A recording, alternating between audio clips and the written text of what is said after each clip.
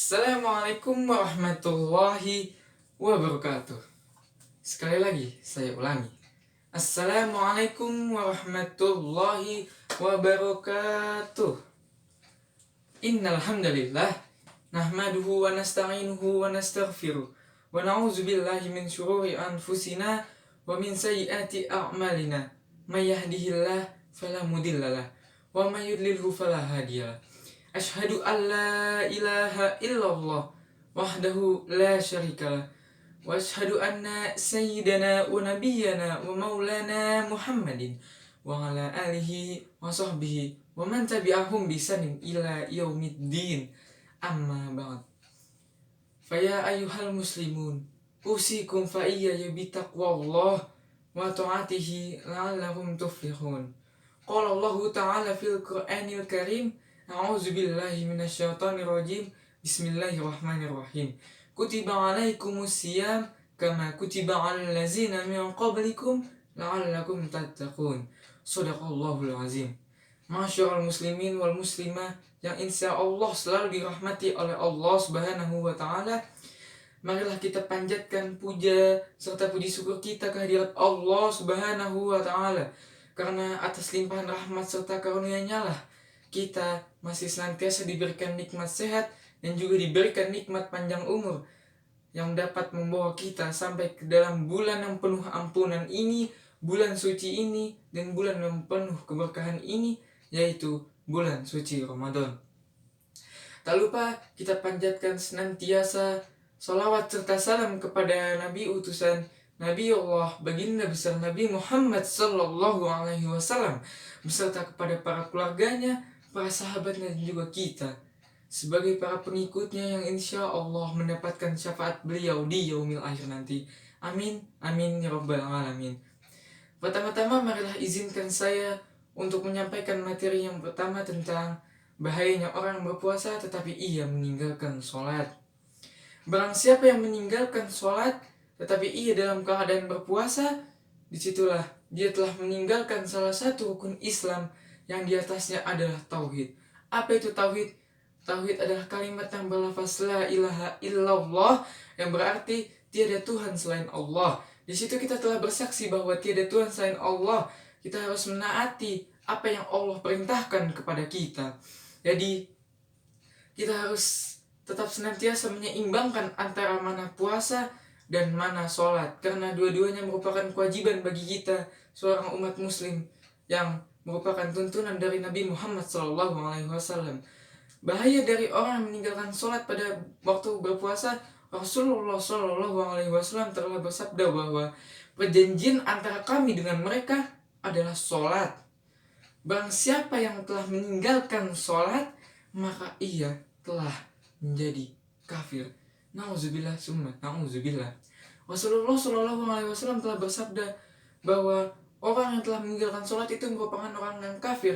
Kemudian dari Jabir radhiyallahu anhu, Rasulullah SAW telah bersabda, bainar rajuli wal kufri narkus sholah. Batas antara seseorang muslim dengan orang yang kafir adalah meninggalkan sholat.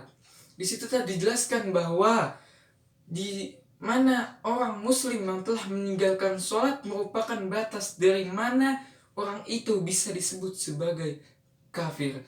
Nauzubillah summa nauzubillah. Kemudian Allah Subhanahu wa taala juga berfirman, a'udzubillahi minasyaitonir rajim. Bismillahirrahmanirrahim. Wa qadimna ila ma amilu min amalin wa ja'alnahu haba'an mansura. Shadaqallahul azim. Dan kami hadapi segala amal yang mereka kerjakan, lalu kami jadikan amal itu bagaikan debu yang berterbangan. Quran surah Al-Furqan ayat 23. Di situ Rasulullah dan Allah Subhanahu wa taala telah menjelaskan bahwa bagaimana bahayanya orang yang telah meninggalkan sholat, yaitu mereka telah dicap sebagai orang yang kafir. Dan juga pada bulan puasa, pada saat ia meninggalkan sholat, Allah Subhanahu wa taala telah berfirman bahwa tadi itu orang yang berpuasa tetapi ia meninggalkan sholat, sama saja amalnya itu berterbangan seperti debu yang berterbang luas kemana-mana. Jadi intinya amalan yang kita lakukan di bulan puasa tetapi kita tidak melaksanakan sholat, disitulah amalan kita bisa disebut sebagai sia-sia. Rasulullah Shallallahu Alaihi Wasallam dulu pernah mengizinkan kepada seseorang yang buta dan tidak bisa berjalan, dan orang yang tidak ada yang menuntunnya kepada untuk menuju ke masjid. Tapi bagaimana dengan kita? Orang masih diberikan tubuh yang lengkap, mata yang jelas, dan juga badan yang masih segar, tapi kita tidak ingin melangkahkan kaki kita ke dalam masjid untuk hanya melaksanakan sholat yang maksimal 4 rakaat dan sholat sunnah lainnya. Masyaallah muslimin wal muslimah yang selalu diberkahi oleh Allah Subhanahu wa taala. Di sini kita berpikir bahwa harusnya kita berpuasa, tapi kita juga harus melaksanakan sholat, karena nauzubillah bila kita dicap sebagai orang yang kafir karena telah meninggalkan sholat. Di situ kita telah berpikir bahwa kita menjadi orang kafir hanya karena kita meninggalkan sholat yang amalannya bisa dikerjakan hanya dalam waktu 5 menit. Jadi kesimpulannya adalah kita harus selalu menjalankan ibadah sholat karena itu merupakan fardu dan wajib bagi seluruh umat Islam yang ada di seluruh dunia ini, karena merupakan rukun Islam dan kewajiban-kewajiban lainnya. Bila kita menjalankan suatu kewajiban yaitu berpuasa tetapi kita tidak menjalankan satu kewajiban yang lain yaitu sholat, maka amalan kita selama di bulan puasa itu merupakan amalan yang sia-sia. Demikianlah apa pesan-pesan yang dapat bisa saya sampaikan. Semoga apa yang saya sampaikan pada video kali ini dapat bermanfaat bagi kita semua dan juga menjadi tolak ukur perubahan kita. Semoga kita segera bertaubat kepada Allah Subhanahu wa taala untuk memperbaiki kualitas sholat kita, dan juga kita semakin sadar bahwa dunia ini mendekati kepada akhir zaman.